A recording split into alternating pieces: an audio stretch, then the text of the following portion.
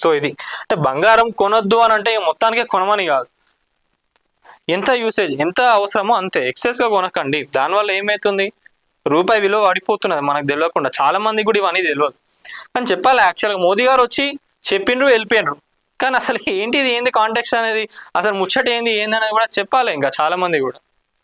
Actual దీనిపైన కూడా మనం ఒక వీడియో చేసి ఉండే, ఎందుకంటే చెప్పిండ్రు మోదీ గారు అనేది కూడా. ఊహించినట్లుగానే దేశవ్యాప్తంగా పెట్రోల్ డీజిల్ ధరలు పెరిగాయి. లీటర్ పెట్రోల్ పై సగటు ₹3, డీజిల్ కూడా ₹3 పెంచుతూ ఆయిల్ కంపెనీలు నిర్ణయం తీసుకున్నాయి. మరి వాళ్ళకు కూడా లాస్ అవుతున్నప్పుడు వాళ్ళు కూడా ఎన్ని రోజులని చూస్తారు. ఇంకొక హైలైట్ ముచ్చట ఏంటంటే, మొత్తం యావత్ భారతదేశంలో ఆంధ్రప్రదేశ్ ఫస్ట్ ప్లేస్లో ఉంటే తెలంగాణ సెకండ్ ప్లేస్లో ఉన్నది. ఆంధ్రప్రదేశ్లో అరౌండ్ ₹113 ఉన్నది పెట్రోల్, డీజిల్ కూడా అంతే ఉంది.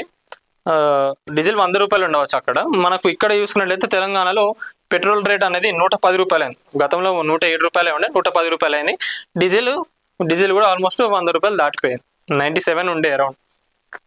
సో ఇది ఇక దీనికి సంబంధించి యాక్చువల్గా 4 years నుంచి కూడా పెరగలేదు, రేట్లు అనేది పెరగలేదు. ఇక ఇరాన్ వార్ అవుతున్నప్పుడే జనాలకు అందరికి అర్థమైంది రేట్లు పెరుగుతాయని అనుకున్నారు. ఇక మెల్లగా గ్యాస్ పెరిగింది, తర్వాత పెట్రోల్ రేట్ కూడా పెరిగింది.